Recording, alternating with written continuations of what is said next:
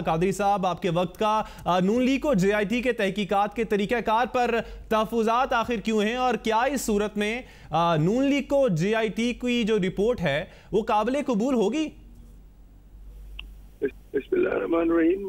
JIT की कारकर्दगी पर पहले दिन से सवालात उठे, जिसमें उसकी तश्कील से लेके वहाँ पे किए जाने वाले रवैयों और सवालात पर हमारे तहफ़्फ़ुज़ात मौजूद हैं। और जब भी JIT ने उन आईनी और कानूनी पैरामीटर से जिनको सुप्रीम कोर्ट ने ले डाउन किया है, बाहर जाकर कार्रवाई की है, हमने ये बात सुप्रीम कोर्ट की खिदमत में बारहा पेश की है।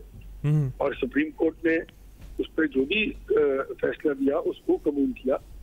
हमें पहले दिन से उन दो लोगों पर एतराज है जो वाक़ियतन और खालिसतन और हकीकतन एक सियासी जमात के साथ जिनका ताल्लुक है और जिसका वाज़ेह सबूत वहाँ से लीकेजेस होना, वहाँ से तस्वीर का लीक होना, और फिर तारिक शफी साहब पर दबाव डाला जाना कि वो अपना एफिडेविट वापस लें, नहीं तो उनको सजा हो जाएगी। ये तमाम मामला इस बात की वजह बने कि हमें JIT के रवैयों और उनके कार्रवाई करने के तरीका कार। लेकिन सर, यहाँ पे आपसे ये भी सवाल करना चाहूंगा कि नून लीग का जो बयानिया है वो बार बार इस तरफ इशारे करता है कि ये उनके खिलाफ साजिश है, जमहूरियत के खिलाफ साजिश है, दो कौमी नजरिए को खतरे तक की बात की जाती रही है।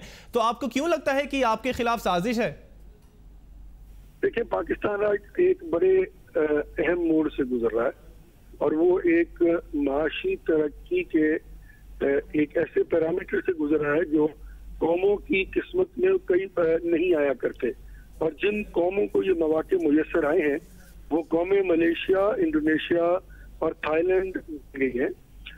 आज जो वन बेल्ट वन रोड का कॉन्सेप्ट चाइना लेकर पाकिस्तान में आया है, इसके लिए बेहद जरूरी है कि इस मुल्क में सियासी इस्तेकाम रखा जाए, क्योंकि सियासी इस्तेकाम सबसे बड़ा मैक्रो इकोनॉमिक इंडिकेटर होता है और मईशत की तरक्की में सबसे अहम किरदार अदा करता है।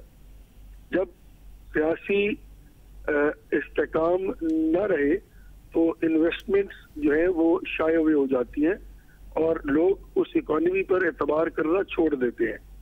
आज पाकिस्तान के दुश्मन जो नहीं चाहते कि इस मुल्क में किसी किस्म की तरक्की हो, और CPEC आने के बाद पाकिस्तान का शुमार भी दुनिया की तरक्की याफ्ता ममालिक में होने लगे, इसलिए वो आज पाकिस्तान में सियासी अदम इस्तेहकाम पैदा करके इस मुल्क की मईशत और इस मुल्क के कल को, रोशन कल को, जो आने वाली नस्ल के लिए एक बेहतरीन पाकिस्तान देने का तरीकाकार बन रहा है। लेकिन सर, अब यहाँ पे सवाल ही उठता है, ये जो पनामा का मामला है ये आलमी सतह पर एक्सपोज हुआ है, इसे मकामी सियासत से क्यों जोड़ा जा रहा है? आपको क्यों लगता है कि ये सब कुछ किसी की ईमा पर किया जा रहा है?